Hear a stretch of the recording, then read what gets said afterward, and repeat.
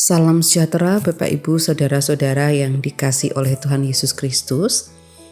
Marilah bersama-sama kita mengkhususkan waktu untuk merenungkan sabda Tuhan. Hari ini kita akan bersama menggumuli dari Efesus pasalnya yang kelima ayat 3 sampai dengan 4, demikian firman Tuhan. Tetapi percabulan dan rupa-rupa kecemaran atau keserakahan disebut saja pun jangan di antara kamu, sebagaimana sepatutnya bagi orang-orang kudus. Demikian juga perkataan yang kotor, yang kosong, atau yang sembrono, karena hal-hal itu tidak pantas. Tetapi sebaliknya, ucapkanlah syukur.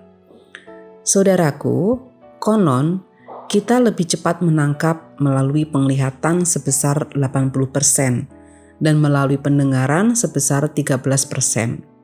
Segala sesuatu yang sering kita lihat akan masuk ke dalam syaraf otak kita dan secara tidak sadar akan menetap dan mempengaruhi cara kita memandang sesuatu dan berpikir tentang sesuatu.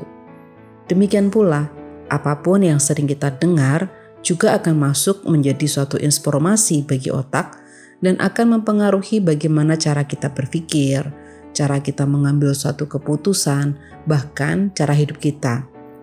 Mungkin itulah sebabnya Paulus menulis surat kepada jemaat di Efesus agar mereka benar-benar menjaga diri mereka agar tidak dipengaruhi oleh kehidupan di dalam gelap. Ini ia katakan ketika ia mengingatkan jemaat di Efesus bahwa mereka adalah anak-anak terang. Maka seharusnya mereka hidup di dalam terang, bukan dalam gelap. Agar mereka hidup dalam terang, mereka harus menjaga komunitas di mana mereka tinggal. Paulus mengatakan agar mereka tidak memenuhi persekutuan dengan perbuatan-perbuatan yang mencerminkan kegelapan. Bahkan menyebutkan jenis perbuatan-perbuatan itu saja jangan sampai.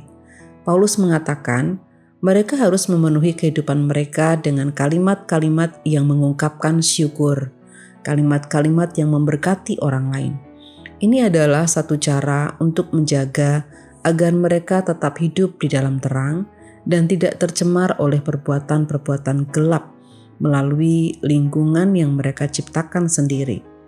Jemaat Efesus diundang untuk menyadari diri akan kerentanan mereka jatuh dalam gelap.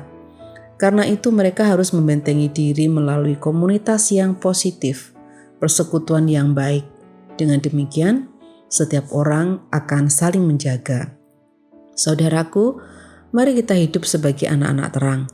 Melalui firman Tuhan hari ini, kita diajak untuk menyadari keberadaan kita dengan menjaga apa yang kita lihat, apa yang kita dengar, apa yang kita lakukan, dan apa yang kita ucapkan. Dengan demikian, kita menjaga diri dari hidup dalam kegelapan. Sebaliknya, kita mengupayakan hidup dalam terang. Kiranya Tuhan menolong kita. Bapak, Ibu, Saudara-saudara yang dikasihi Tuhan, mari bersama kita bersatu di dalam doa. Mari kita berdoa.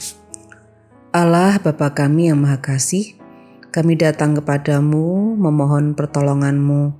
Kiranya Engkau berkenan untuk memberikan kepada kami kelembutan hati, sehingga kami dapat senantiasa berusaha untuk hidup di dalam terang dan menjauhi kehidupan yang dipenuhi dengan kegelapan. Kami juga berdoa, memohon kiranya Engkau berkenan untuk melawat saudara-saudara kami yang sedang hidup dalam pergumulan, baik mereka yang bergumul dengan sakit penyakit yang sudah cukup lama mereka tanggung, mereka yang bergumul dengan kehidupan ekonomi mereka, dengan pasangan hidup dan lainnya.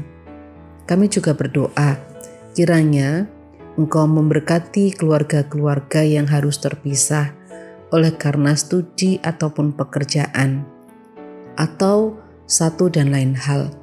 Kiranya Engkau tolong mereka semua sekalipun fisik mereka tidak berada bersama-sama, tetapi cinta kasih Tuhan senantiasa menyatukan mereka. Ya Bapa, inilah seru dan doa kami.